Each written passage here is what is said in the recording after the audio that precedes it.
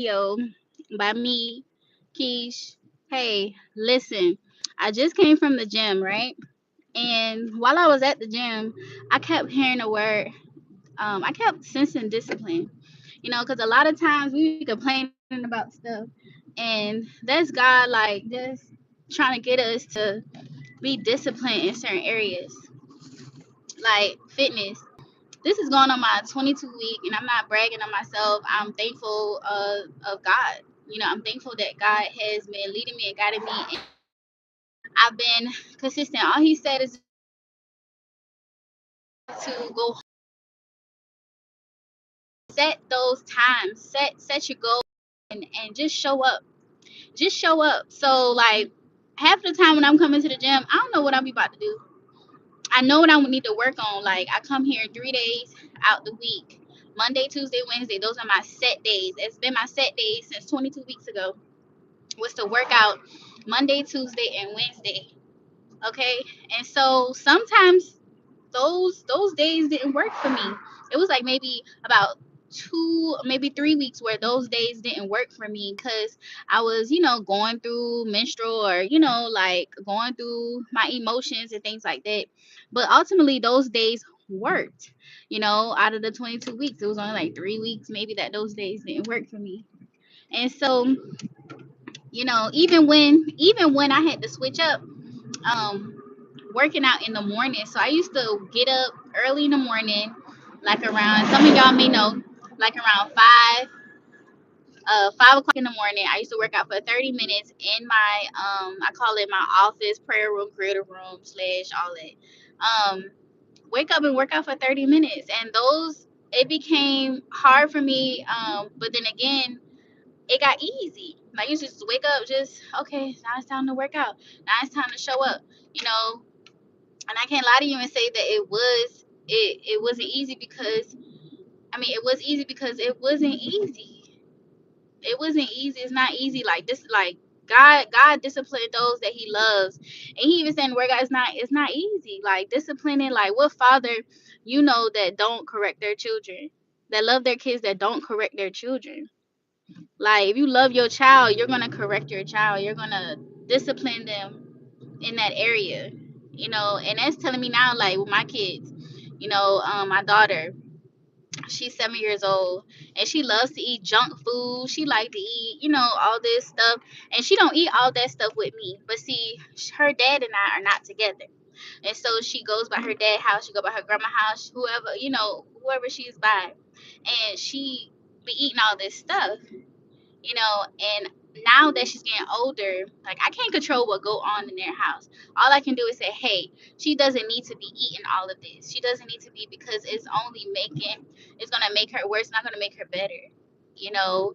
And so like now she got like little pimples on her face and crying about that, and and I'm like, she's talking about she's fat, and I'm like, let's work out. That's gonna solve an issue. I said, Alela, you have to stop eating all those sweets. I said, that's number one. I said, even if people offer them to you, let's be disciplined and not even accept it. And that goes for me too. Even when people offer me certain things now, I have to say no. As much as I don't want to say no, I have to say no. Like this man comes with cookies to my job all the time. And he always came with this big box of cookies that he make at home, and they so good, y'all. They like these salted chocolate cookies. And I would grab one. I would grab one. I'll grab two, knowing I'm not supposed to.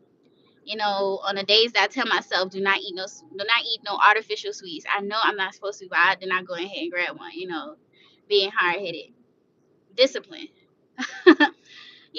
Like saying no. It's a discipline. You gotta learn how to say no. I have to learn how to say no, like no. So I'm learning how to say no, and it's only to make me better.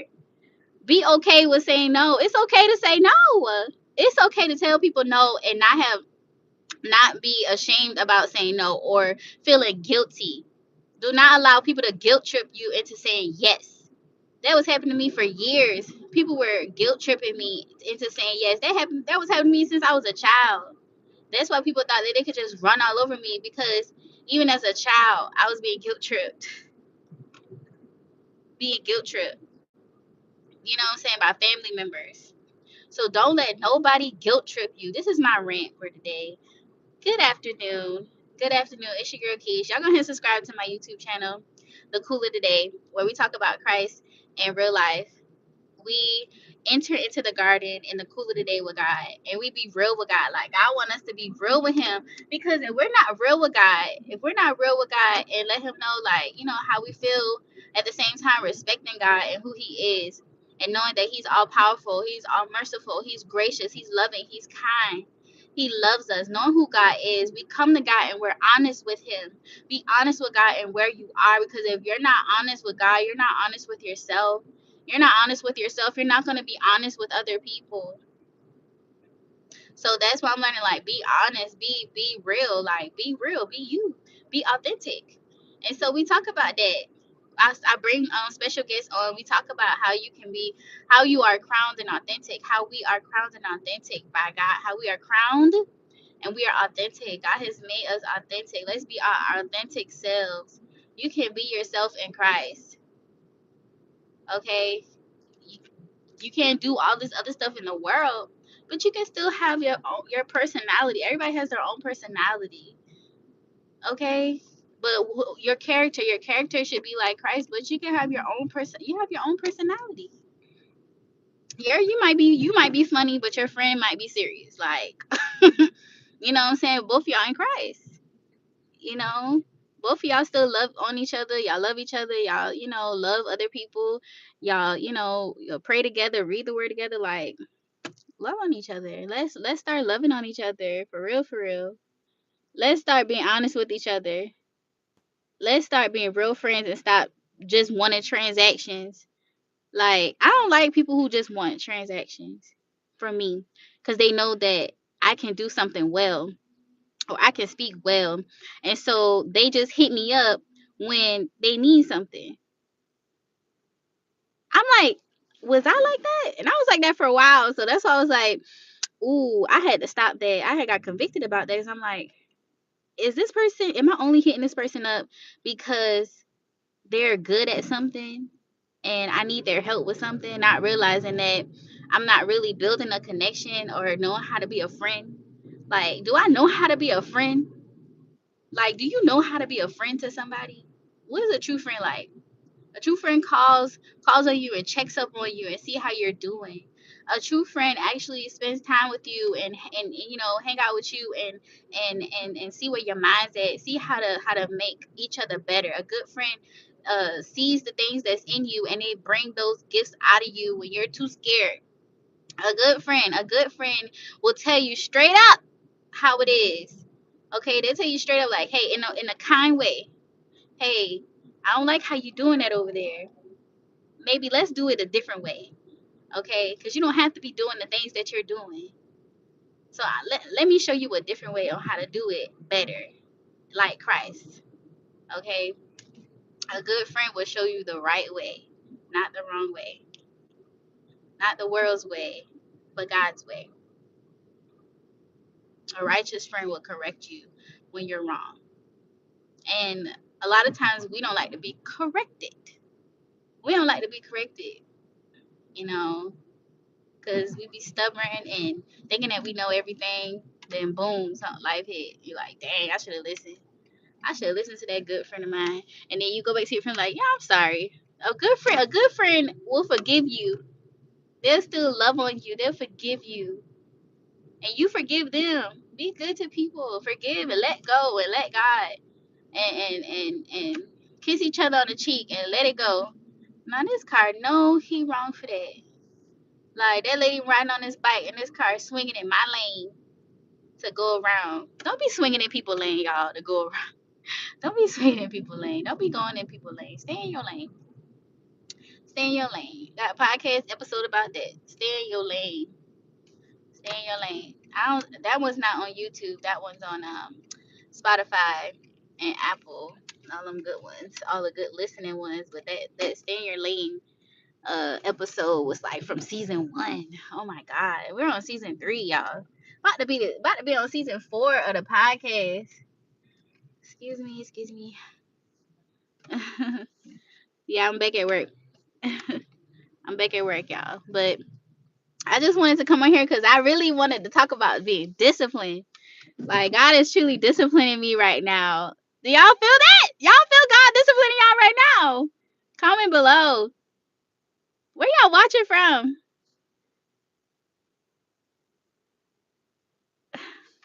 Do y'all feel it? Y'all feel God disciplining y'all? Cause sometimes we can think that it's something. We can think that something's else going on, like the enemy's doing stuff, and all the while God is just disciplining you. Like, get it together. Like, because if you don't get it together, your health is at stake. If you don't get it together, your mind is at stake. If you don't get it together, your soul is at stake. Like, get it together. Let's get it together. Let's get it together. Because they see these people that's watching you, they want to see they want to see how God is moving in your life. Like, these people that's watching you, they trying to see how God is moving in your life. What God doing? Cause God, she talking about you. She's saying that, God doing this and God is this, God is that, but we don't see the fruit. What a fruit! So let's show our, let's have fruit, y'all. Let's have fruit bearing on our tree. We don't want no rotten fruit. We don't want no rotten fruit or no unbarrenness. We need to have fruit on our tree, so people can see Christ in us. And all the while, what we're doing, what God is doing through us, is to draw all men back unto Him. Everything that we do, everything that I do, I always say, Lord, everything that I do, may it draw all men unto you. Everything that I do. I don't want to do nothing that's outside of your will. I don't want to do anything that will not draw people towards you.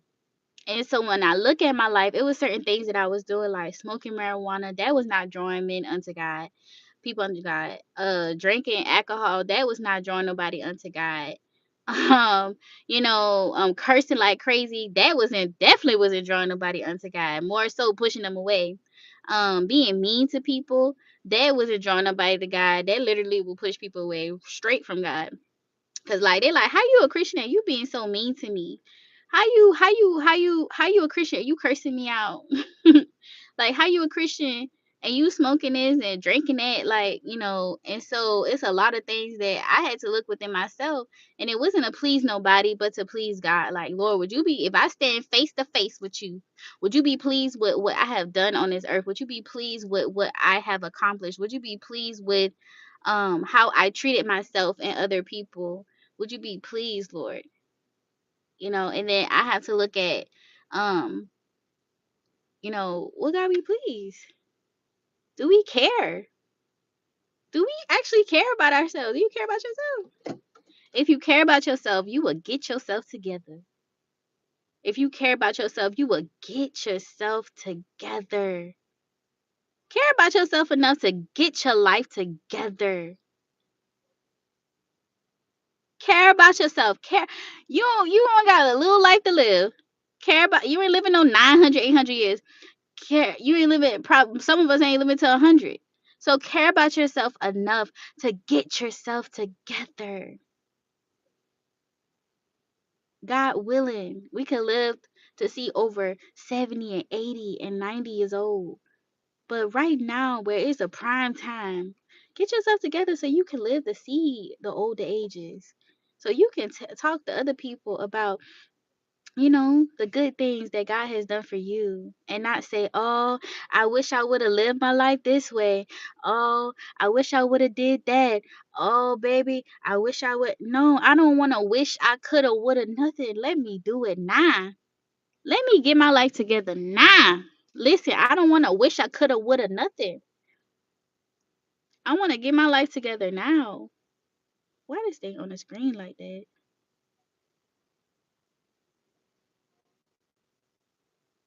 I want to get myself together now. So that's what I'm doing. I don't care what nobody got to say. I don't care. And this is the thing.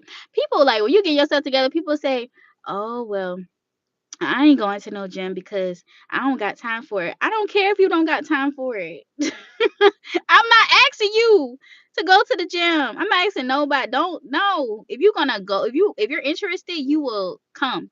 You will ask questions. But don't come up to me and say, "Oh, I wish I." No, no, we need to stop wishing woulda, coulda, and just do. Just be disciplined and do what God's telling you to do. You know what you need to do. So let's do it and be bold and brave and go.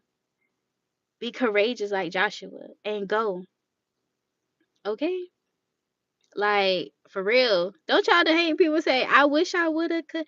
Like you don't wanna be old and talk about I wish I woulda coulda because you can't go back to it. But you can always still grow. You can always get better. Even at 70, 80, 90 years old. You can still change. You can still change and try. And but we don't want to get to even 50, even 40, even 30 years old and say, I wish I would have did that. My apostle said he don't want to go before God, and God said this is the life that you live and this is the life that you could have lived.